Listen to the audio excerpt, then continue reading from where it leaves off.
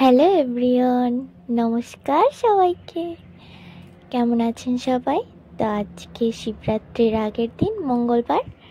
বুঝতেই পারছেন, যারা শিবরাত্রির ব্রত করে তাদের শিবরাত্রির আগের দিনও অনেক কিছু কাজ থাকে।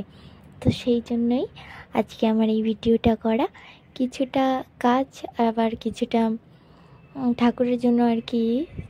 তো সেই সব তোমাদের সাথে শেয়ার করব আর কি। তো সকালবেলা তাড়াতাড়ি ঘুম থেকে উঠে আমি ব্রাশ করতে করতে পুকুরের পাড়ে গিয়েছিলাম একটু মাটি আনতে। যেহেতু আমার মাটির ঘর, তো মাটির ঘরটাকে একটু লেপে নিতে হবে, তো তাই না? যতই আমি বাড়িতে পূজা না করলেও বাড়িটা তো একটু পরিষ্কার পরিচ্ছন্ন রাখতে হবে। তো এই জন্যই আমি এই যে ফার্স্টে ঘরটাকে ঝাড় দিয়ে নিচ্ছিলাম, তো তারপর মাটি দিয়ে আমি লেপে নিব। মাটি দিয়ে জল দিয়ে গুলে নিব। জানি এই ভিডিওগুলো এমনি সিম্পল লাইফস্টাইল আর কি, প্রতিদিনের কাজকর্মের মতন, কিন্তু এইসব ভিডিও একদিন কিন্তু থেকে যাবে স্মৃতি হয়ে। সেদিন কিন্তু এইসব মানে আমি জানি না যে তখনও আমি এরকম থাকবো কি না, তো এই জন্য আর কি করে রাখা। তো দেখো আমার ঘরটাতে লেপা হয়ে গেছে। তো এখন আমি যাব চান করতে। এই যে চান করেও চলে আসছি আমি এখন। তারপর একটু মাথাটা যেহেতু কালকে আমি পুজো দেবো, কালকে তো আর মাথা পরিষ্কার করতে পারবো না, তাই আজকেই পরিষ্কার করে নিয়েছি। তারপর ভিজে চুল ছিল না, আর ছাড়াতে গেলে অনেক দেরি হবে, তাই তাড়াতাড়ি করে ঝুঁটো বেঁধে সিঁদুরটা পরে টিপটা লাগিয়ে, কারণ এখন আমার রান্না করতে হবে।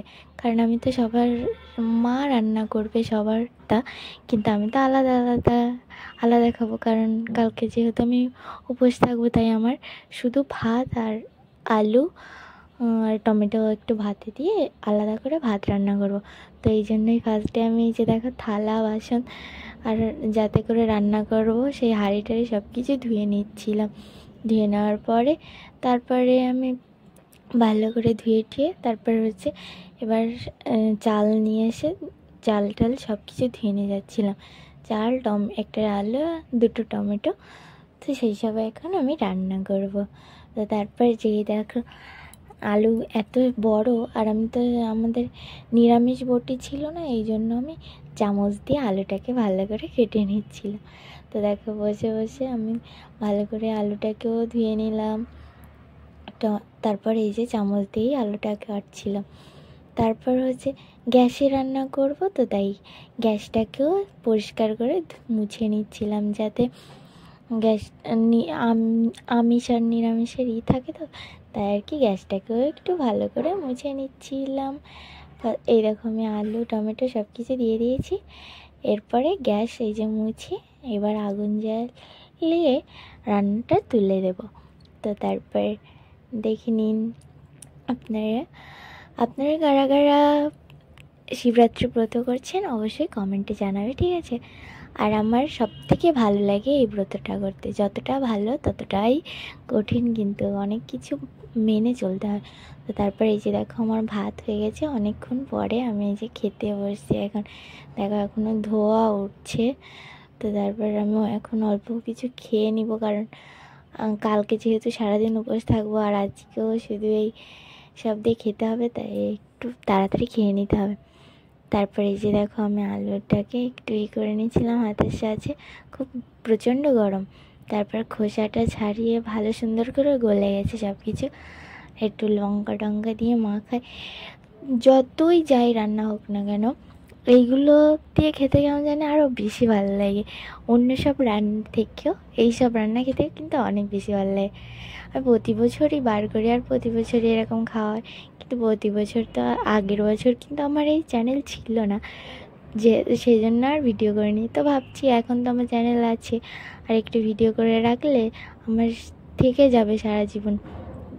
যদি এই চ্যানেলটা হারিয়েও যায়, তাও আমি এটা সার্চ করলে এটা চলে আসবে।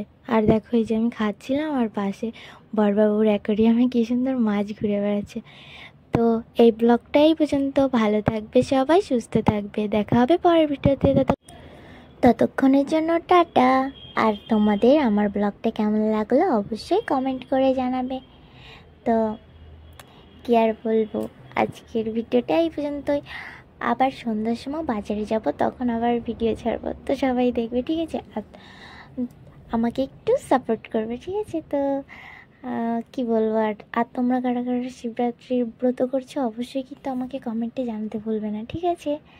তো ভালো থাকবে সবাই, আর সকলকে শিবরাত্রির অনেক অনেক শুভেচ্ছা, ঠিক আছে?